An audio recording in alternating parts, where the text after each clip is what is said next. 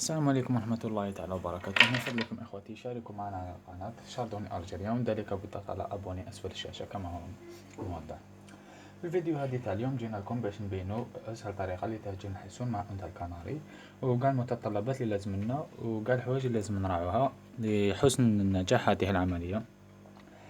أهم شيء في هذه العملية طبعا هما الطيور وسلامة، يعني هما سلامة الطيور وحسن الاعتناء بهم، ذلك بداية من فترة غيار الريش كما سبق وشرحنا في فيديوهات سابقة.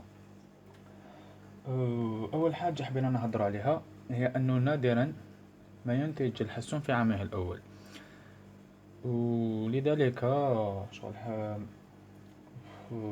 من أفضل الإنتاج في العام الثاني للحسون وما ننتجوش به بالعام الأول.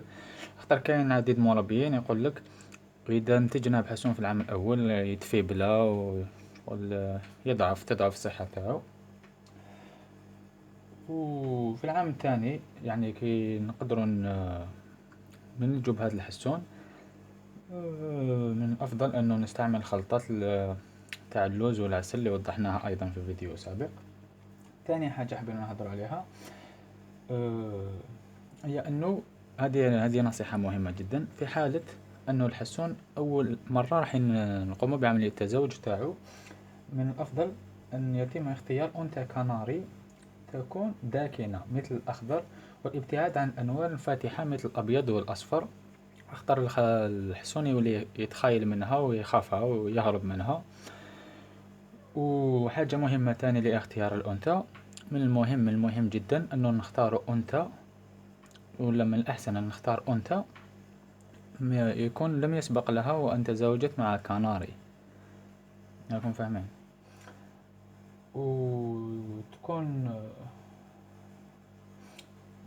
ولتأكد أن الحسون جاهز، باش نتأكدوا أن الحسون في حالة جهوز، يكون كالتالي: يكون الحسون التغريد تاعو بشكل قوي، يكون روز المنقار تاعو، ما يكونش فيه اللون الأسود هذاك، يكون المنقار ولا أبيض.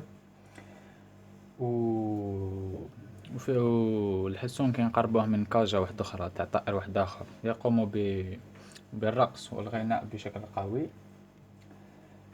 هادو هما العوامل اللي بينونا بأن الحسون في حالة جهوزية.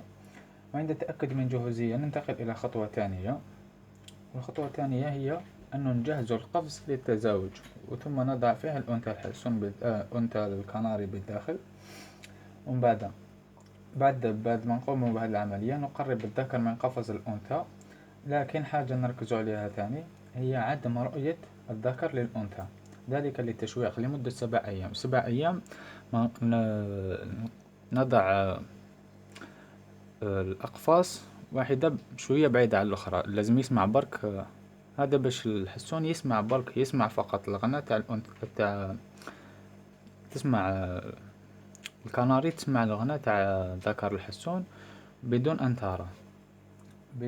ترى الذكر.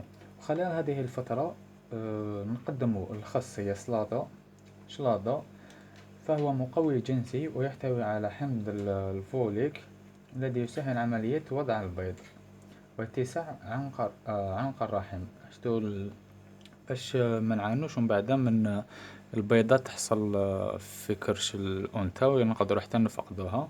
لذلك في هذيك السمانة لازم نحرصوا على تقديم شلاضة للكناري، ومع تقديم البيض بشكل يومي، نقدم البيض بشكل يومي للأنثى. وبعد ما تجوز هذه 7 أيام نضع قفص الأنثى مع قفص ذكر الحسون جنبا لجنب، يكون حيث في هذه المرحلة الكناري تسمع الحسون وتراه، ذلك اللي يكثر التشويق لمدة 3 أيام. ثم ندخل طائر الحسون على أنثى الكناري. خلال هذه المرحلة كاين حاجة لازم نراقبوها، ما ندخلوش ونخلوهم فقط، لازم خلال إدخال ذكر الحسون على أنثى الكناري يجب مراقبة الزوجين في هذه المرحلة، حيث إذا كانت هناك شجارات قوية يجب عزلهم وإعادة محاولة بعد أسبوع أو 5 أيام باش نتفاداو هاد الشجار، لأنه الشجار خطرات ينتج عنه وجود دم برأس الكناريا والحسون، يكون شجارات عنيفة، وإن كانت شجارات خفيفة لا علينا. لذلك يجب عند إدخال الذكر يجب أن نقوم بحراستهم. وبهكذا نكون قد لحقنا إلى آخر هذه الفيديو، ونتمنى أن نكون قدمنا نصائح كما يقولوا بغاية الأهمية، وإن شاء الله نعجبكم، وإن شاء الله نعودو نتلاقاو في فيديو واحد آخرين وين نتكلموا على وضع ماذا يجب فعله عند وضع الأنثى للبيض، وكيف يتم تغذية الفراخ، وعديد من المواضيع هامة. إن شاء الله نتلاقاو في فيديو واحد آخر، وش نقول لكم، شكرا على حسن المتابعة والإصغاء، ونتلاقاو في فيديو واحد آخر إن شاء الله.